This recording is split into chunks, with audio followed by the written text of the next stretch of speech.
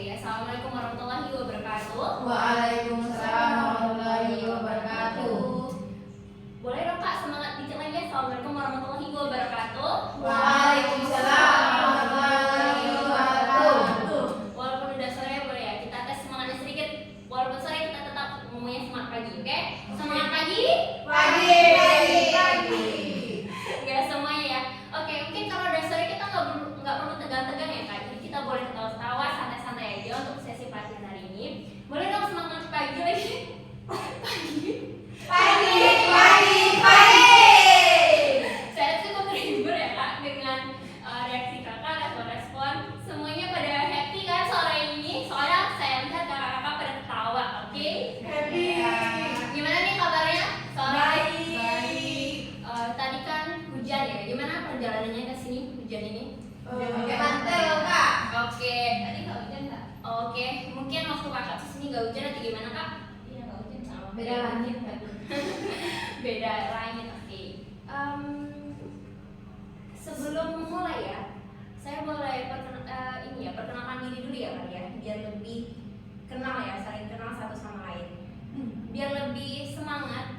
Boleh dong nanti apa ya kalau misalnya untuk pantun, pertama pantun itu biasanya Kak? Cakep. Oke, ya itu ya. Boleh. Oke, lanjut ya.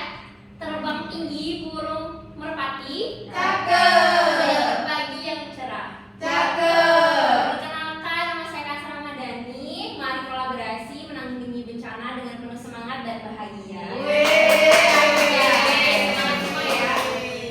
Sebelum kita mulai, saya akan menjelaskan terlebih dahulu terkait dengan K3 ya. Jadi kalau misalnya kita kan ada di lantai 3 nih Kak, di dalam ruangan. Jadi kalau misalnya terjadi bencana ataupun situasi yang tidak terduga, kakak-kakak sekalian bisa ya langsung keluar ke sebelah kiri saya atau sebelah kanan.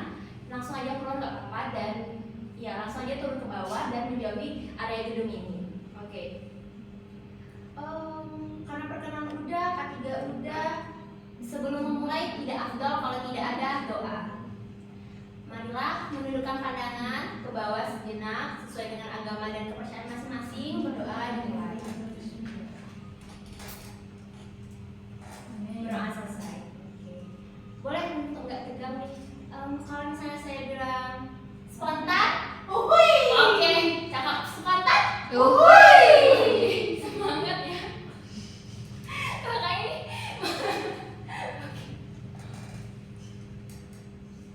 Sorry. Ice breaking dulu ya. Ice breaking dulu.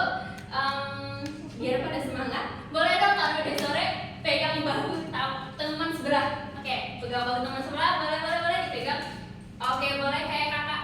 Kakak siapa namanya? Tadi. Ya, kakak Tacia boleh 2 atau 1 senyamannya. Coba yang nyamannya sebagaimana? Oke. Nama kakaknya ngantuk ya kak? Karena sore Pak. Iya sore. Boleh kayak gitu. Atau kalau saya bilang pagi, tepuknya 1 kali. Oh, tepuk banget. Oke. Ya. Kalau saya bilang pagi, tepuknya 1 kali. Kalau saya bilang siang, tepuknya 2 kali. Saya bilang sore, tepuknya 3 kali. Kalau malam tidak ada tepuk. Oke. Kalau sekarang ya boleh kayak gini juga boleh, tapi nggak usah tepuk dulu deh kak. Kayak gini aja ya, tepuk ini aja. Oke. Oh, tepuk tangan. Iya, silakan. Pagi, siang, malam, malam 3 ya. Kalau malam 3. Oh ya, yang nggak konsentrasi. Yang nggak konsentrasi. Oke kak. Maaf. Yang nggak konsentrasi tepuknya saya. Oke, kalau saya bilang pagi, tepuknya Sekali. oke, nampaknya lebih konsentrasi adalah penonton. Maaf ya karena saya gugup ini kerasa banget ya untuk ice breaking, malah saya yang ketawa. Ya lanjut, Kak. Oke. Pagi, siang, sore. Oke, terima kasih semuanya. Udah. Oke, sebelum sesinya dimulai, saya ingin membagikan daftar hadir dulu ya kepada kakak-kakak. Boleh diisi ya? Iya, Mbak boleh, kakak-kakak senyamannya aja.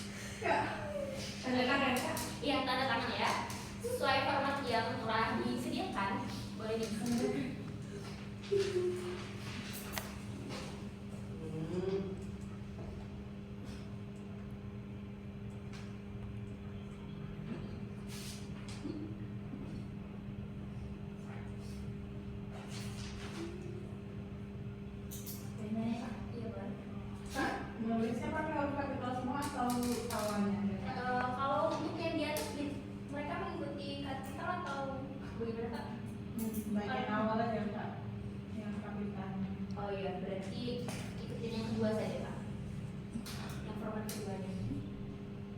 Kalau boleh tahu nih kakak-kakak sebelumnya udah pernah ikut pelatihan atau belum?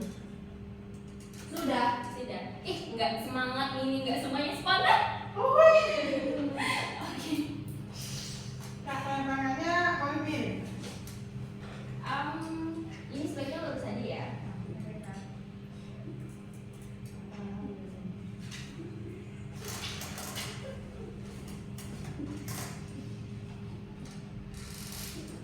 Karena udah sore, kayaknya udah bosan atau AC-nya Sama ya.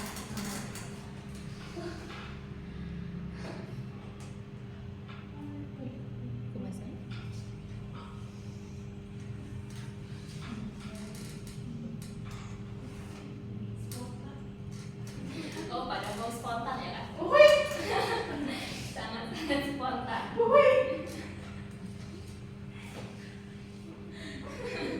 Siapa tidak nggak kuat ya kan jadinya. Oke, mungkin selama ke depan mohon untuk kerjasamanya ya kak. Terima kasih ya semua sudah mengisi. Saya juga mengapresiasi kehadiran kakak telah hadir di sini. Boleh aku untuk diri sendiri. Oke, jadi pelatihan ini akan berlangsung selama kurang lebih 45 menit. Jadi habis nggak habis materinya, oh kita tetap berdiskusi ya kak terkait dengan pelatihan ini. Jadi maksud habis itu misalnya nih, sebelum 45 menit materinya sudah habis namun tidak ada yang dibicarakan. Nah, nanti kita isi waktu lainnya kita isi dengan berdiskusi saja. Atau kalau misalnya mau ice breaking juga boleh. Jadi untuk refreshing juga boleh. Oke, untuk pelatihan ini memiliki tahapan motivasi, elaborasi, terus konsolidasi dan ditutup nantinya dengan evaluasi yang mana nanti menjawab pertanyaan ya yang telah disediakan. Oke, pelatihan ini juga diharapkan mampu untuk memberikan pemahaman dan pengetahuan bagi saudara sehingga dapat menerapkannya di pekerjaan. Untuk tujuan pelatihan ini itu sebenarnya sama berisikan dengan yang di daftar isi ini. Seperti kalau yang di daftar isi ini sudah berisikan rangkuman secara singkat-singkat. Jadi ada yang menghadapi situasi tekanan, lalu menghadapi hambatan frustasi dan perilaku negatif, orang lain secara objektif, menghadapi situasi mendesak dan prioritas yang bertentangan dengan membangunkan penyesuaian, lalu ada menjalankan disiplin diri, menjaga kejernihan pikiran, lalu ada menunjukkan ketika di bawah tekanan apa sih keputusan yang bisa diambil, lalu melengkapi komunikasi, lalu melakukan hubungan dengan orang yang dijalin. Untuk yang pertama kita langsung saja nih, ada kata-kata dari Michael Jordan. Boleh dong dari kakaknya aja yang mau ngomong? Ya boleh. Kemampuan untuk membuat keputusan yang baik di bawah tekanan adalah kunci keberhasilan dalam usaha apapun. Oke, jadi dalam kunci keberhasilan itu ya adalah mampu membuat keputusan ketika di bawah tekanan.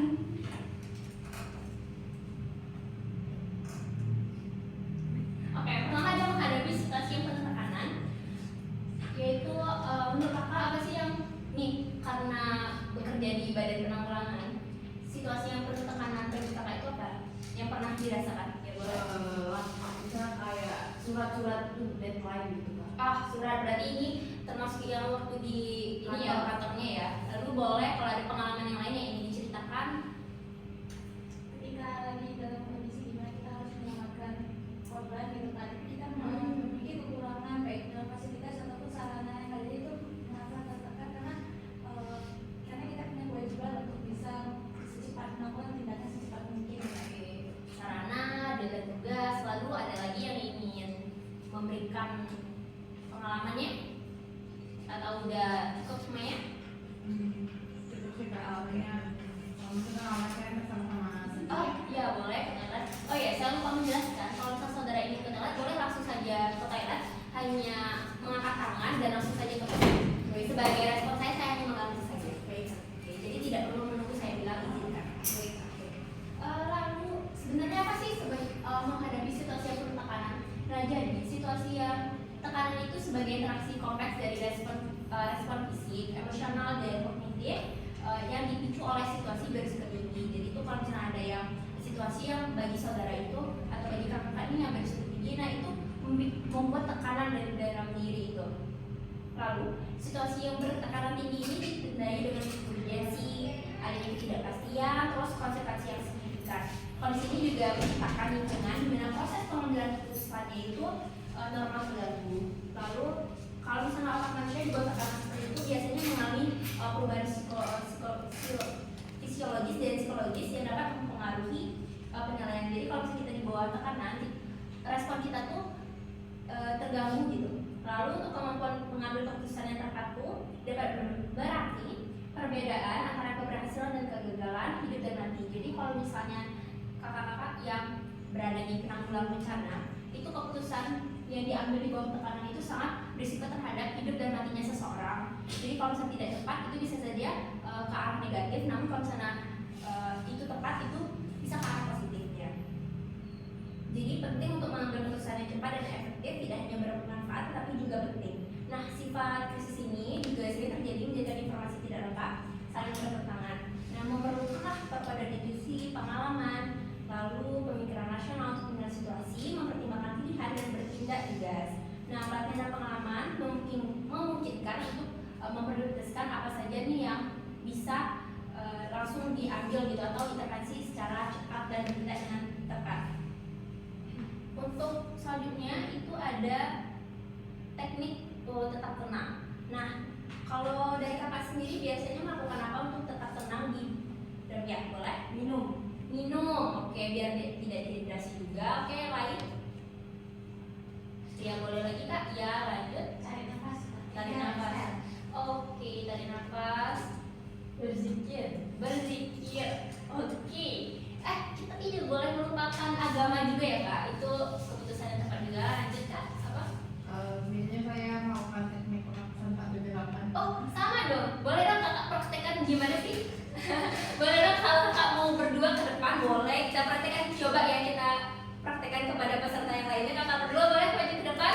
Kakak Zakiah dan kakak Dara tadi kan, ayo maju ke depan boleh. Ayo kak, dipersilakan tempat dan waktunya supaya nih teman-teman juga lebih tenang. Ayo kak. Ayo kak. Coba kata saya juga sudah pernah tuh di pelatihan sebelumnya. Coba, oke, lanjut. Ayo peserta yang lainnya kakak-kakak. Ayo teman-teman, kita tarik nafas 1, 2, 3, 4, tahan 1, 2, 3, 4, 5, 6, 7, hembuskan 1, 2, 3, 4, 5, 6, 7, 8. Oke, terima kasih banyak ya. Ya, ini membantu banget ya. Saya yang tadinya gugup juga sedikit lebih relax ya. Oke, untuk teknik tetap tenang itu ya biasa bisa menenangkan diri ya. Tadi seperti melakukan minum atau teknik pernapasan atau berzikir juga bisa. Lalu mengenali apa sih yang sumber tekanan yang dirasakan. Lalu membuat rencana. Rencana ini yang berkaitan dengan sumber tekanan tadi, apa yang bisa kita lakukan dan mengambil tindakan itu langsung ya. Dari yang rencana tadi kita langsung melakukan tindakan untuk tetap tenang seperti itu. Bisa nggak? Ya. Oh ya boleh. Untuk contoh situasi nyata saat bencana itu yang pertama ada tahap tanggap darurat, yaitu kita sebagai petugas yaitu menyelamatkan diri dan orang lain terlebih dahulu. Jangan panik ya, itu sudah pasti.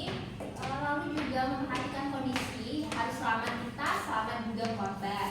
Lalu menjauhi tempat bencana, lari ke tempat evakuasi, lalu melindungi diri dari benda-benda yang sekiranya melukai diri kita. Untuk tahap penanggulangan itu biasanya apa nih? Contohnya kan sekarang hujan nih kak. Tahap penanggulangan banjir deh. Kalau menurut dari kakak sendiri nih apa aja yang pre-nya? Oke boleh, dari kakak siapa dulu? Oke kak Zakia boleh. Tidak buang sampah sembarangan seperti di selokan atau sungai. Oke, bisa juga. Lalu kakak Suras ya boleh. Membersihkan selokan. Bersihkan selokan boleh. Membuat pengairan. Oke, membuat pengairan. Lalu ada lagi?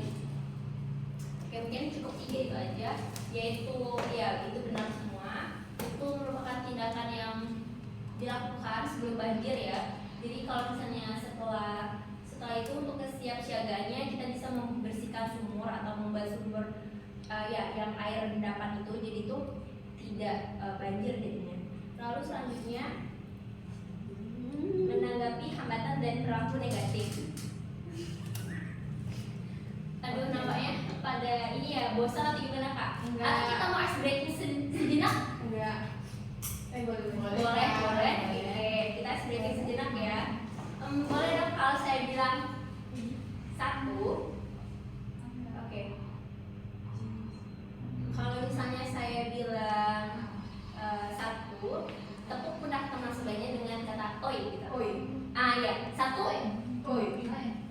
Nah, kalau dua, boleh dong joget asik-asik sambil berdiri nggak sih kak? Ayo kak, berdiri dulu ya.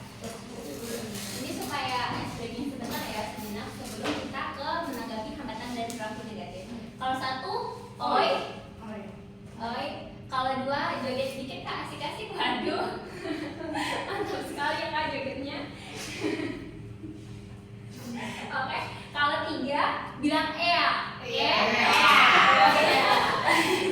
Sangat lucu sekali. Satu, Oi. oi. Kakak Syami kayaknya nggak ada cukup ya. Oke, kalau satu, Oi. oi. Dua, oi. Tiga, Wah. ea. Tiga,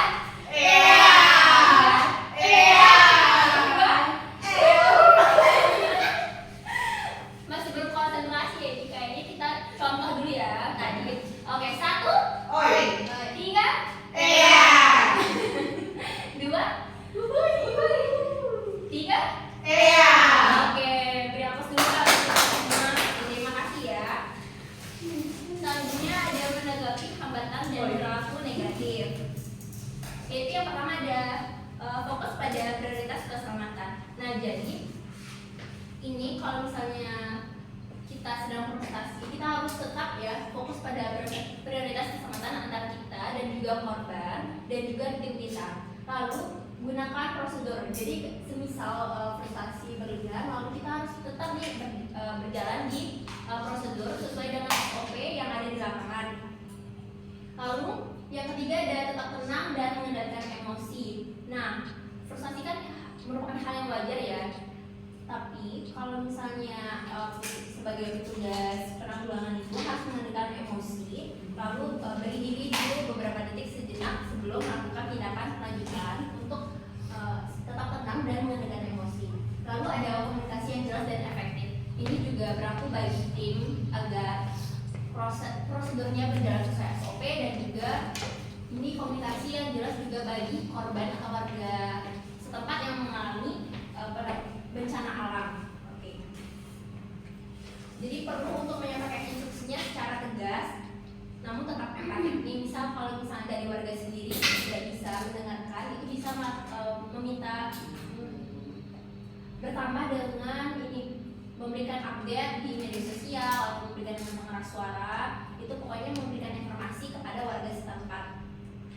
Lalu bekerja sama ini berbagi tugas dengan tim dan saling mendukung, juga melakukan secara objektif ya. Kalau misalnya tertekan, coba mendistribusikan tugas itu kepada anggota yang bisa atau semampunya. Oke, lalu ada evaluasi dan penyelesaian berkala. Nah, evaluasi ini penting setelah terjadinya situasi karena nanti bisa sebagai bahan untuk pertimbangan langkah apa selanjutnya bisa kita lakukan. Apabila kalau misalnya tidak sesuai, itu bisa dilakukan evaluasi kembali sehingga nantinya berjalan dengan lancar untuk kedepannya. Lalu bisa juga menjaga kesehatan mental. Dan untuk cara komunikasi dengan orang yang berlaku negatif yaitu pertama tetap tenang dan empati. Kita tidak bisa ikut seperti orang yang berlaku negatif ya, kita harus memposisikan diri dan juga mengenali perasaan orang tersebut. Nah, selanjutnya ada menjaga komunikasi nonverbal. Nah, kalau misalnya nonverbal ini kan terkait dengan fisik, apa yang kita tampilkan itu juga mempengaruhi bagaimana kita berbicara. Bisa jadi juga orang ngomongnya manis tapi wajahnya tampak tidak senang, itu kan nampak. Nah, kita harus menjaga bagaimana komunikasi nonverbal ini tersampaikan dengan baik. Lalu ada memberikan instruksi yang jelas dan sederhana. Nah, jadi kalau misalnya orang yang terdampak korban itu biasanya mereka panik kan ya. Jadi tetap memberikan instruksi yang jelas dan sederhana kepada para korban dengan menggunakan bahasa yang baik dan benar. Lalu pastikan mereka untuk tidak pergi ke tempat berbahaya ataupun yang membahayakan keselamatan diri maupun orang lain. Nah, lalu selanjutnya itu ada menghadapi situasi mendesak. Untuk menghadapi situasi mendesak sendiri itu ada yang pertama ada prioritas dalam situasi darurat sama teknik mengambil keputusan cepat. Nah, untuk prioritas dalam situasi darurat itu yang pertama ini kita seperti biasa ya, kita karena penanggulangan bencana itu harus keselamatan jiwa terlebih dahulu para korban yang terdampak. Nah, itu juga penting bagi kita untuk menyeleksi kelompok yang rentan seperti anak-anak, orang dewasa, perempuan seperti itu. Lalu tanggap darurat keperluan medis. Nah, kalau misalnya di sana di penanggulangan bencana biasanya keperluan medis yang seperti apa nih? Maksudnya itu kelompok seperti apa yang didahulukan kalau bagi kakak-kakak sekalian? Orang tua, oke. Anak-anak. Oh, sama seperti kelompok yang rentan tadi ya kak. Oke, itu bisa juga ditambahkan dengan kelompok orang yang luka parah ataupun luka ringan, itu juga bisa. Oke, selanjutnya menjadikan tempat berlindung itu tempat evakuasinya ya, seperti dana darurat, juga menyediakan kebutuhan makanan dan minuman bersih, itu yang paling penting ya, apalagi kalau misalnya habis berdampak itu ada atau bencana alam biasanya ada memberikan sumbangan seperti itu ya kan kak. Oke, lalu ada penangkapan dan pengurangan risiko lanjutan. Jadi perlu diperhatikan juga bahwasanya kita tuh harus hati-hati juga terhadap dengan yang namanya bencana alam susulan.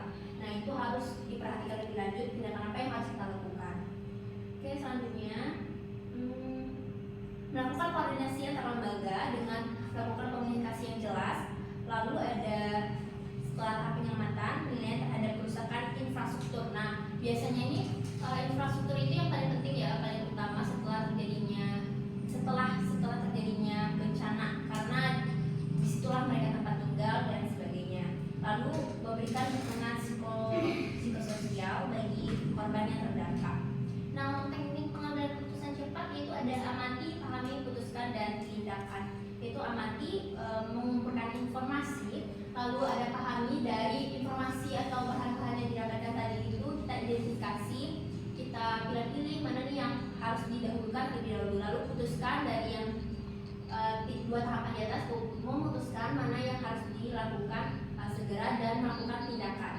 Nah, lalu ada mengambil keputusan dengan mempertimbangkan risiko, yaitu mengidentifikasi terlebih dahulu risiko utamanya, lalu analisis kemungkinan dan dampak, lalu mitigasi risiko. Nah, untuk mengambil keputusan yang ketiga itu ada yang pertama identifikasi berbagai opsi yang tersedia, lalu ada menentukan kriteria yang penting dari yang mana yang harus didahulukan terlebih dahulu, lalu evaluasi setiap opsi. Nah, jadi kalau misalnya mengevaluasi dari pilihan-pilihan yang ada, yang mana yang harus kita dahulukan terlebih dahulu. Oke, selanjutnya melakukan analisis SWOT itu juga bisa ya untuk pengambilan keputusan cepat.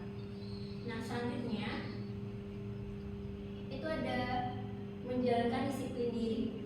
Itu ada pentingnya disiplin diri dalam situasi tekanan, lalu ada fokus pada tugas utama.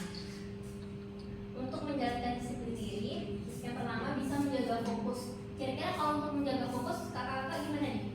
Gimana? Bagaimana? Dengar lagu, oke. Yang lain? Dengar Al-Quran. Wih, dengar lagu, dengar Al-Quran. Jadi seimbang antara dunia dan akhirat. Oke, lanjut. Yang lain adakah yang mau menambahkan pengalamannya? Kira-kira untuk menjaga fokus biasanya ngapain aja nih? Gitu. Oh, daerah sekitar bersih, jadi lebih fokus ya untuk melakukan aktivitas. Mungkin ada lagi atau enggak? Kita lanjut. Oke, sebenarnya lanjut ya.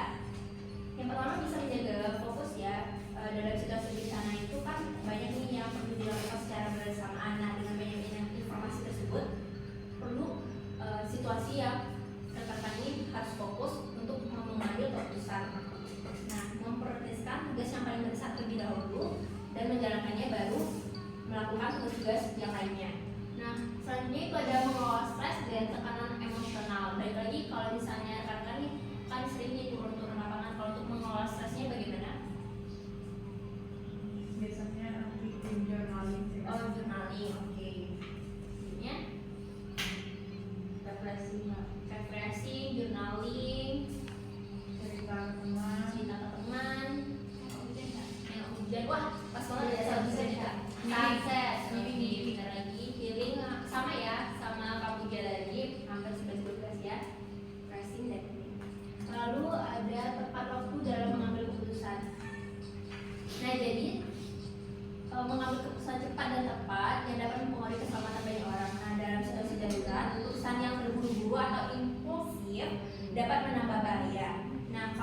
misalnya disiplin diri membantu untuk berpikir lebih jernih dalam mengambil keputusan. Nah, selanjutnya ada yang bekerja dalam kondisi bencana yang melelahkan dan berbahaya juga dapat mempengaruhi kesehatan fisik dan mental ya, apalagi sering turun-turun lapangan, melihat korban-korban dan sebagainya, itu bisa mempengaruhi kesehatan fisik dan juga mental. Lalu ada fokus, tugas utama itu fokus kepada prioritas. Itu sebelum terjun itu, nah kakak biasanya untuk prioritas utama itu apa? Kalau misalnya dari turun lapangan? Keselamatan diri. Oke, keselamatan diri. Yang lain? Kecepatan, keselamatan diri,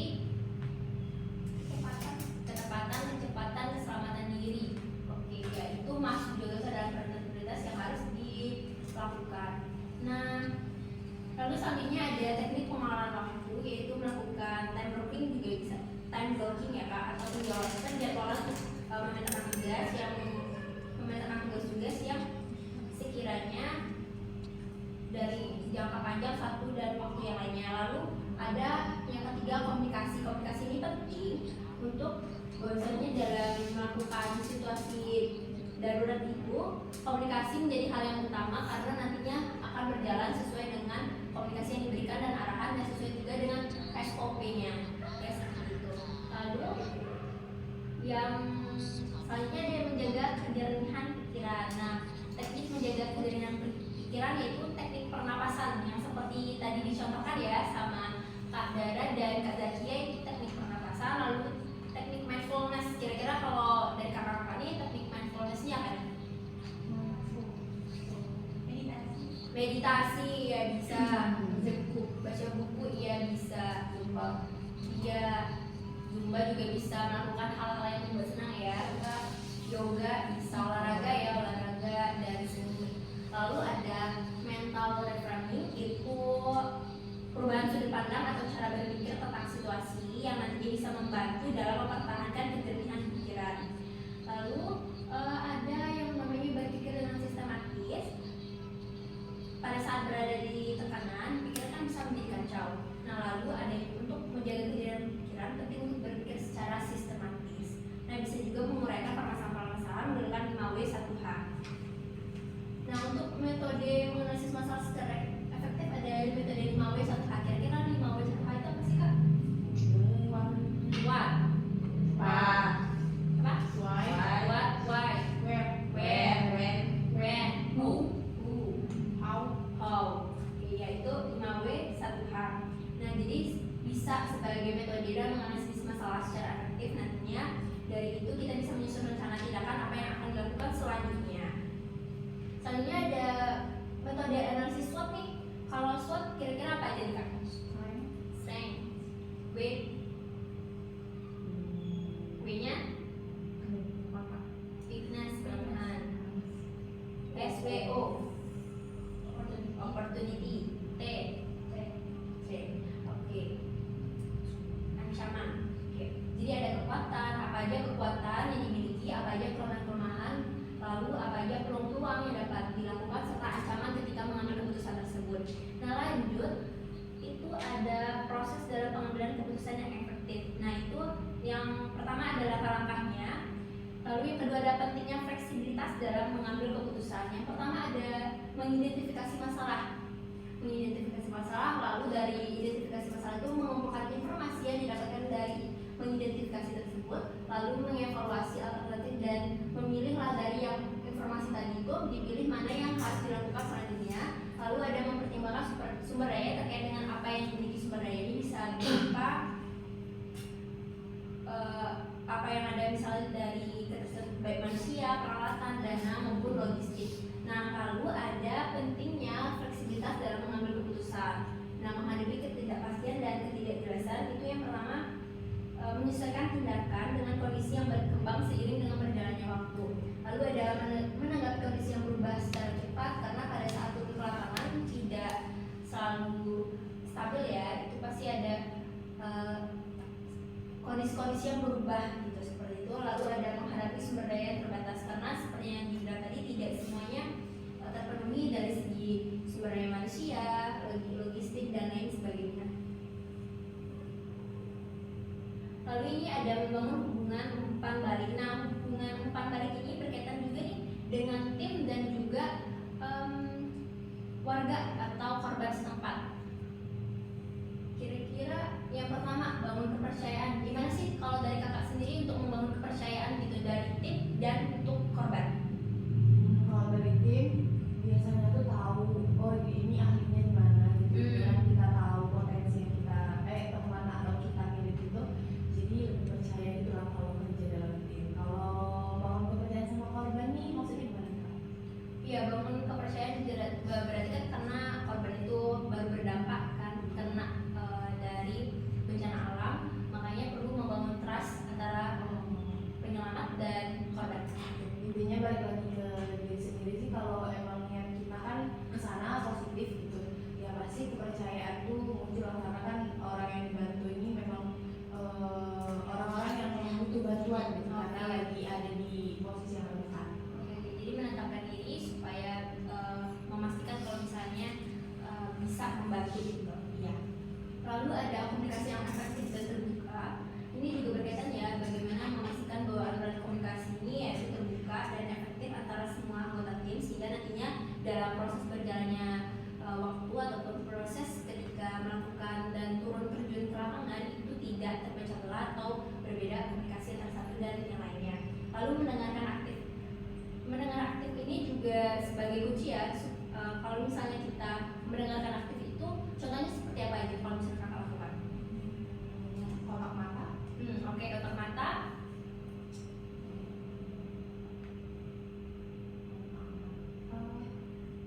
Merespon seperti ini sih. Oke, berarti bisa kontak mata dan merespon. Ya, itu termasuk ke dalam mendengarkan secara aktif. Lalu selanjutnya ada mendukung dan memberikan apresiasi. Jadi setelah kita melakukan suatu hal itu kita penting untuk melakukan dukungan dan memberikan apresiasi. Lalu ada fleksibilitas dan adaptasi. Lalu kita harus mengambil keputusan secara fleksibel dan melakukan adaptasi terhadap hal-hal yang berubah. Lalu membangun keberagaman dalam tim, karena dalam satu tim itu tidak bisa hanya dari satu ras, satu suku dan satu sebagainya. Itu kita harus dapat membangun keberagaman dalam tim. Oke, ini karena udah habis ya materinya dan tersisa sekitar 10 menitan lagi. Mungkin kita bisa bangun semangatnya lagi ya. Soalnya nampaknya kakak-kakaknya pada loyo ya. Oke, gimana kabarnya pada sore hari ini? Kalau saya bilang selamat pagi, jawabnya apa? Pagi. Oke. Semangat pagi? Pagi. Oke. Udah lumayan ya. Pagi. Oke, baik. Atau kita coba ini deh, ice breaking lagi sebentar ya sebelum kita masuk ke dalam evaluasi. Oh iya, boleh. Seperti apa nih kira-kira yang kakak mau? Tebak kata boleh, tebak gaya boleh. Aduh, kalau saya tidak ada teman dong. Oke, kita ada dulu ya, kita sebentar.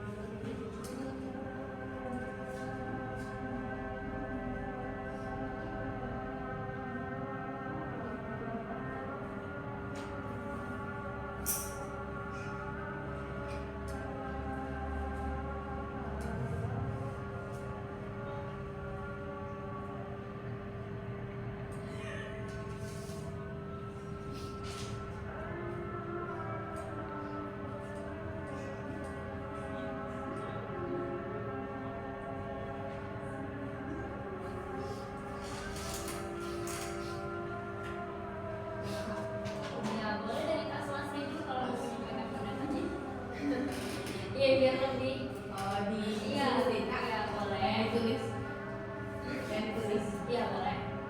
Bagaimana keadaan nanti katakan sebagai situasi yang berat. Jadi tekanan itu kalau misalnya kita merasa tertekan.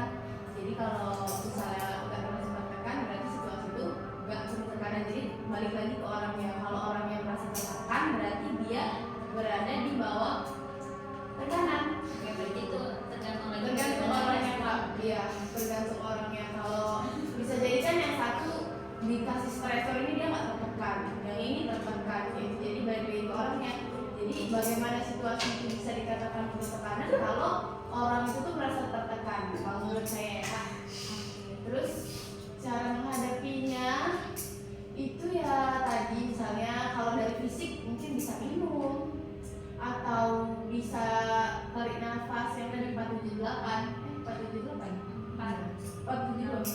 pokoknya meregulasi emosinya tuh dengan tarik nafas, terus kayak memikirkan hal-hal yang positif saja gitu kan, supaya tidak terjadi hal-hal yang tidak diinginkan.